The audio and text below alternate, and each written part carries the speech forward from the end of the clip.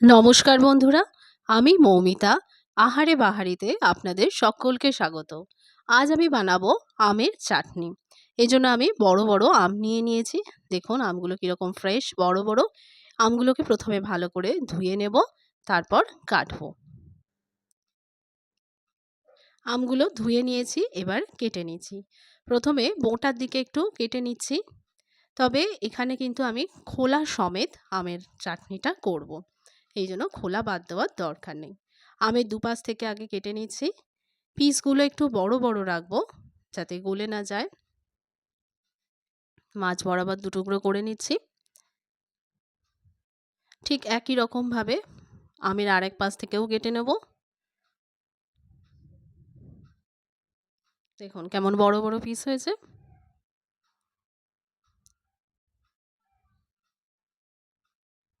আস্তে আস্তে ছুরিটা চালাতে হবে। এটাকে ওই রকম লম্বা করে কেটে নিচ্ছি। এটা একটু বড় হয়ে গেছে, তাই মাঝখান থেকে আরও একটা টুকরো করে নিচ্ছি।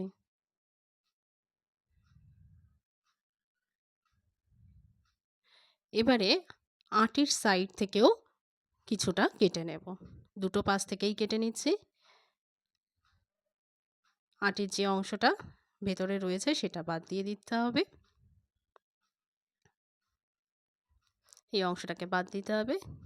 এই যে ভেতরে যেগুলো কুশিগুলো রয়েছে, দেখুন কীরকম বড় বড় পিস করে সব আমগুলো কেটে নিয়েছি। এইভাবে আপনারাও কেটে নেবেন। এবারে গ্যাসের উপরে কড়াই বসিয়ে দিয়েছি। এর মধ্যে দিয়ে দিচ্ছি 2 মগ জল। আমের পরিমাণ যতটা সেই পরিমাণে জল ব্যবহার করতে হবে। যেহেতু এখানে আমার আমটা অনেকটাই রয়েছে, তাই আমি 2 মগ জল ব্যবহার করছি।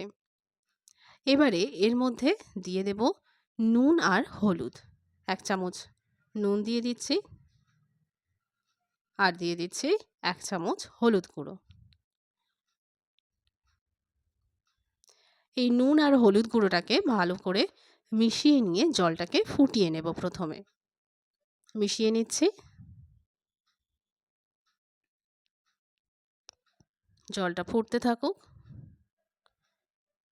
জল ফুটে গেছে। এবার এর মধ্যে কাঁচা আমগুলোকে দিয়ে 10 মিনিট ঢাকনা দিয়ে সেদ্ধ করে নেব। তবে পুরো সেদ্ধ করব না, তাহলে আম গলে যাবে। আমগুলো আস্তে আস্তে ছাড়ছি, নাহলে জলটা ছিটকাবে। এই নুন আর হলুদ জলে ফুটিয়ে নিলে আমের যে কষটা সেটা বেরিয়ে যায়, আর আমের চাটনি তেতো লাগে না। অনেক সময় কষটা লাগে, সেটা আর হবে না, কারণ এই নুন হলুদ জলটা ফোটানোর পর ছেঁকে বাদ দিয়ে দেওয়া হবে।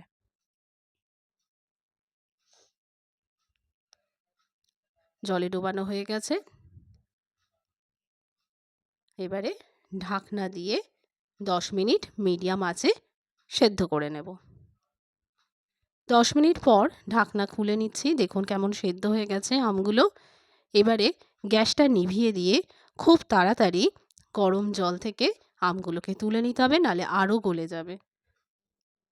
আপনারা যদি আরও শক্ত শক্ত খেতে চান, অনুষ্ঠান বাড়ির মতো আমের চাটনি, তাহলে কিন্তু আমগুলোকে আরও শক্ত রাখবেন, মানে আর একটু কম সেদ্ধ করবেন।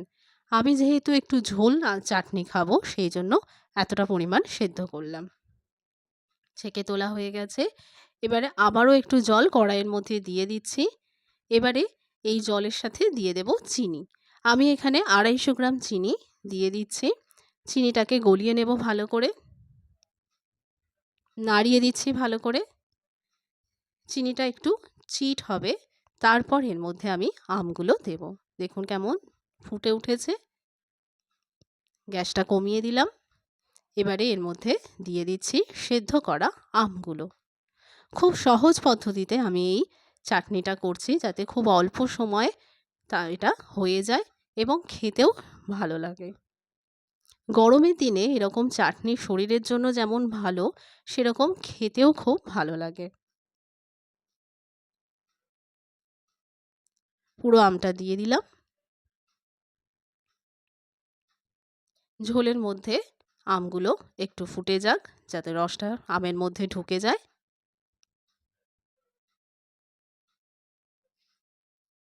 দেখুন কেমন টকবক করে ফুটছে।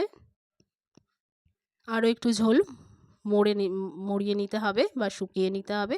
দেখুন ঝোল শুকিয়ে গেছে। এর থেকে বেশি ঝোল শুকাবো না। আমি এবার গ্যাসটা নিভিয়ে ঠান্ডা করে নিচ্ছি চাটনিটা। আর তার মধ্যে দিয়ে দিচ্ছি একটুখানি বিট নুন। বিট নুনটা মিশিয়ে নিচ্ছি।